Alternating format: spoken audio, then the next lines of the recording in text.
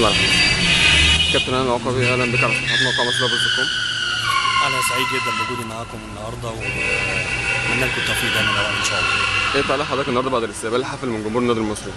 حاجه مش جديده على جمهور النادي المصري العظيم اللي عاشق لفريق المصري البورسعيدي. نتمنى يا رب ان شاء الله ان احنا نبقى عند حسن ظنهم، نتمنى ان شاء الله ان احنا يعني نقدر نساعدهم ان شاء الله السنه دي باداء كويس وبنتائج كويسه، وان احنا نحط النادي المصري في مكانه الطبيعي ان شاء الله باذن الله. كابتن هاني، يمكن المصري مع اول ماتش في الدوري هيخسر مجهودات اللعيبه الشباب. هل في تنسيق ما بين الجهاز الفني للمنتخبات بتاعت الشباب والاولمبي وما بين اداره النادي وما بين الجهاز الفني للنادي المصري؟ هو بس مش الشباب، احنا عندنا كمان هاني سعيد واحمد شلويده، الاثنين كمان مش هيبقوا متواجدين للايقاف من الموسم الماضي، لكن برضو خلينا نبقى يعني نتكلم كلام واقعي. شرف للنادي المصري وشرف لينا ان يبقى في مجموعه كبيره من لعيبتنا في منتخبات بتمثل منتخبات مصر، ودي انا شايفها دي حاجه كويسه جدا. في تنسيق طبعا، هنشوف بكره هنبدا نستعين يمكن ببعض اللعيبه اللي هي متواجده في منتخب مصر، لكن في الاول والاخر الحمد لله احنا عندنا 25 لعيب جاهزين وبيأدوا بشكل كويس جدا، واي حد هيبقى موجود فيهم ان شاء الله اظن ان هو يعني باذن الله هيأدي بشكل كويس ان شاء الله.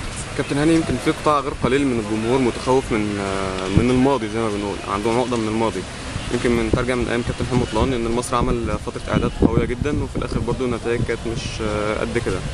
والله بص، انت النتائج انت ما تقدرش تتكلم في النتائج لان دي في علم الغيب، لكن اللي انت بتقدر تعمله في كره القدم ان انت بتجتهد جدا، بتاخد بالاسباب بشكل كويس، بتعد فرقتك بشكل كويس، بتحفظ لعيبتك بشكل كويس، والنتائج والتوفيق دي حاجه بتاعت ربنا، دي ما حدش بيقدر يتدخل فيها. لكن اللي اقدر اقول عليه ان احنا ما قصرناش في حاجه، هنجتهد جدا وتعبنا جدا الفتره اللي فاتت، وهنجتهد الفتره الجايه كمان ان احنا نكمل ان شاء الله بشكل كويس، وان احنا نقدر نسعد جمهور بورسعيد، ونتمنى باذن الله ان احنا نحط زي ما بقول لك النادي المصري في مكانته الطبيعيه اللي هي بين الكبار.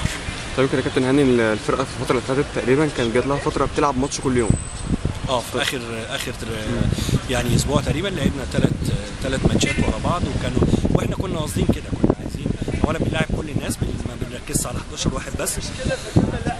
الحمد لله ان احنا قدرنا ان احنا يبقى عندنا اكتر من 25 لعيب كلهم جاهزين، ودي حاجه كويسه لان انت هتحتاج كل الناس، ولما تيجي تحتاج حد لازم يبقى جاهز يعني. فكابتن تقريبا هو في ملاحظه ان تقريبا في لعيبه ما خدتش فرصتها، زي مثلا ناس زي عبد العزيز حسن او كده خالص. تقريبا لا، لعب وكل الناس لعبت ومفيش حد ما لعبش، اقل واحد لعب له على الاقل ماتشين او يمكن ماتشين ونص كمان يعني، لكن لا كله لعب الماتشات اللي فاتت وكله ادى بشكل كويس الحمد لله. بالتوفيق يا كابتن ان شاء الله. ربنا يخليك.